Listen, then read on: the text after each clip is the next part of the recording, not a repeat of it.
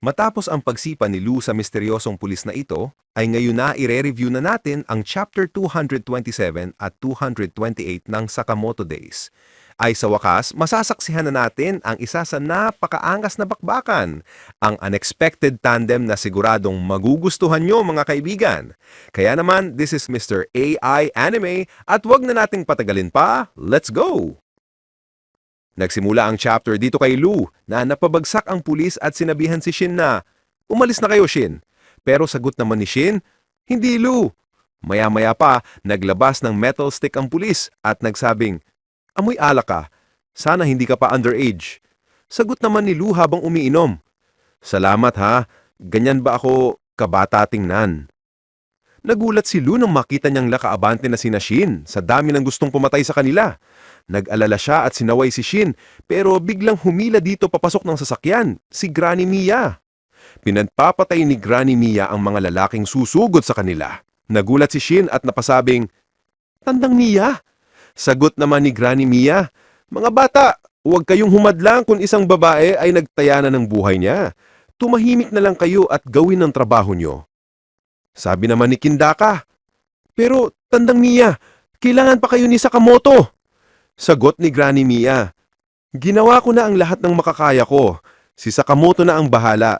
Tapos na ang trabaho ko rito." Tumanggi sila Shin at Boy, pero biglang sinuntok ni Witang ang Boy habang umiiyak at nagsabing, "Ang dalagang boss ay napili ng daan. Umalis na kayo. Kunti, ako mismo ang papatay sa inyo." Napaiyak si Shin at napasabing, "Uwi kang utang." Bago siya pumikit at tuluyan na silang umalis. Samantala, sinabi ng pulis na nakatakas na raw ang target nila. Makikita naman sina Lou na naghahanda pa rin. Tinanong pa niya si Granny Mia, "Kaya niyo po bang lumaban?" Sagot ni Granny Mia, "Mostly, nagpapagaling ako ng tao at tinitreat sila. Pero ang pumatay, mas madali para sa akin yun." Dito, mabilis niyang pinisil ang pressure points ng isang kalaban dahilan para mabitawan ng kutsilyo. Kinuha niya iyon at mabilis na isinaksak, sabay sabing, "Mas madali ang pumatay kaysa magpagaling." Sabi ng pulis, "Ayos, matanda. Kailangan ko nang i-revoke ang lisensya ko." Sagot ni Granny Mia, "Matagal nang expired ang lisensya kong assassin. Dekada na ang lumipas. Kaya baka nakalimutan ko na kung paano magpreno." Maya-maya, nagulat ang pulis nang matuklasang natusok na siya ng karayom. Hindi siya makagalaw. Paliwanag ni Granny Mia, "Mga pressure points mo yan. Kalimutan mo na." Sabay tinusok niya ng karayom sa leeg at ginamit iyon para hiwain ng batok ng lalaki. Bumagsak ang pulis at umalis si Granny Mia. Napasabi ni Lou, "Ang galing niyo po." Sagot ni Granny Mia, "Iinom ka na lang ba dyan o ano?" Pero biglang tumayo muli ang pulis, tumatawa. Napansin ni Granny Mia na inirelax nito ang leeg kanina para ma-minimize ang damage. Hindi pala hopeless ang mga Japanese na pulis. Nakakagaan ng loob na may ganito pa palang klase ng pulis. Bulong niya. Sabi ng pulis, "Mahirap maging pulis. Binibigyan kami ng kakayahang pumatay pero kailangan namin itong kontrolin. Dapat may justification. Nakakainis. Pero mayon, wala na ang mga rules na yon. Pwede na akong pumatay hanggang sa gusto ko. Pakiramdam ko, birthday ko ngayon." Naghanda siya ng weapon. Sa isipan ni Granny Mia, isa ito sa sumata. Naiwasan niya ang atake at sinabing, "Excited ka sa birthday mo? Masaya talaga yan basta bata ka pa." Bumawi siya ng atake at natusok ng karayom ang pisngi ng pulis.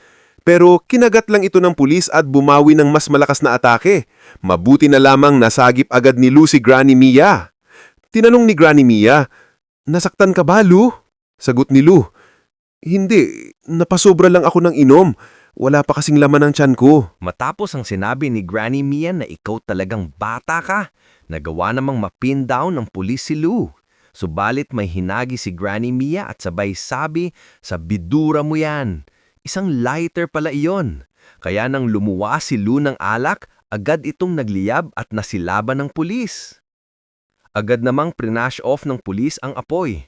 Sabi ni Lou, "Sayang naman, hindi ako makapaniwalang sumuka ako, nakakahiya."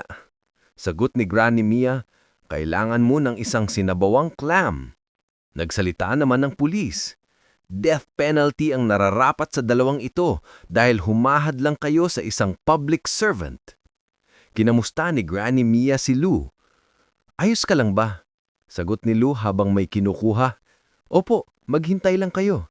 Ipapakita ko sa inyo ang aking drunken fist mode. Subalit nagulat siya. Naubos na pala ang inumin ko.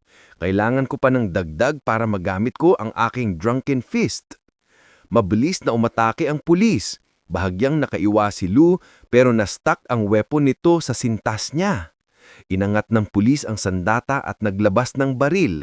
Handa na siyang barilin. Buti na lang at nasangga ni Granny Mia ang bala gamit ang kanyang paa. Nagulat si Lou. Paumanhin po, kasalanan ko po ito. Sagot ni Granny Mia, hindi bata, huwag kang mag-alala sa akin. Umalis ka na Lou, hindi mo siya kayang talunin mag-isa. Hindi nakasagot si Lou at tinamaan siya ng atake. Buti na lang nadepensyahan niya ang kanyang vitals pero tumalsik siya papunta sa traffic overpass sign. Sabi pa ng pulis, wala pang kriminal ang nakataka sa akin. Naisip ni Lou, kung may alak lang ako ngayon, magagamit ko na ang drunken fist mode. Pero malayo pa ang rest area. Maya-maya napansin niyang may dumaan na sasakyan. May dalang alak ang pasahero at sabi ng driver, iinom ka agad? Sagot ng babae, oo, alcoholic kasi ako. Deep down para lang akong matandang lasinggo. Agad na kinuha ni Lou ang can. Pasensya na, kailangan ko to. Pero nagulat siya. Ano?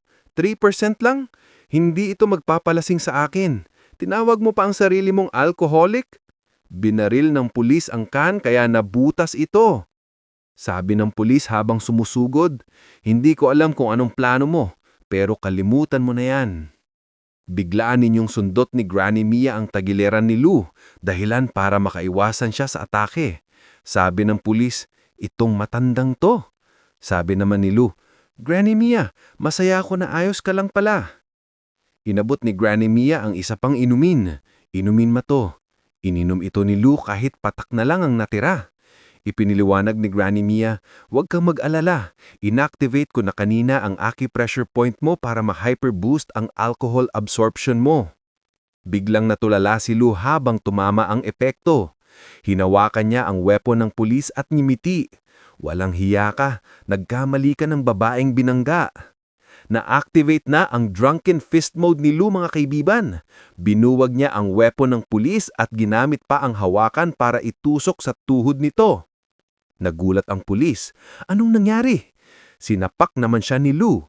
Ang bilis at lakas niya, parang ibang tao na, naisip ng pulis. Tinulak siya papunta sa kalsada at nasagasaan ng sasakyan.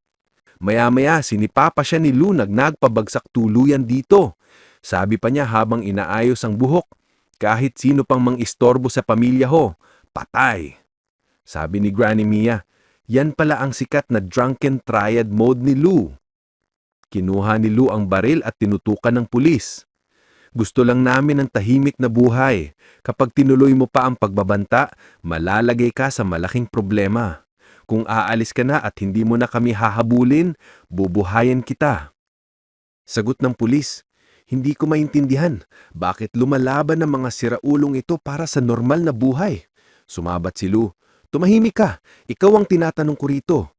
Ngulit bigla niyang ginamit ang refleksyon mula sa kanyang dibdib para ma-distract si Lou. Sa bilis ng kilos, nakuha nito ang baril at pinapaputukan siya.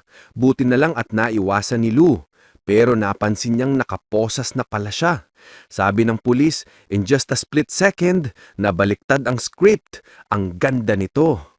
Paglipat ng esena, ipinakita si Kumanomi na nakangiti. Sa wakas, patay na talaga ang batang ito. Dahil makikita si Heisuke na nakabulagta, wala nang malay. Grabe mga kaibigan, napaka-intense ng laban ngayon. At nagtatapos pa ito kay Heisuke na nakahantusay. So ano kaya ang susunod na mangyayari mula rito? Well, malalaman natin yan sa susunod na chapter, ang latest chapter. Kaya dito na muna natin tatapusin ang video sa last panel na ito. Kung nagustuhan niyo ang video, huwag kalimutang like, comment, follow at subscribe para sa marami pang videos na katulad nito. Maraming salamat. This is Mr. AI Anime. See you again sa next video.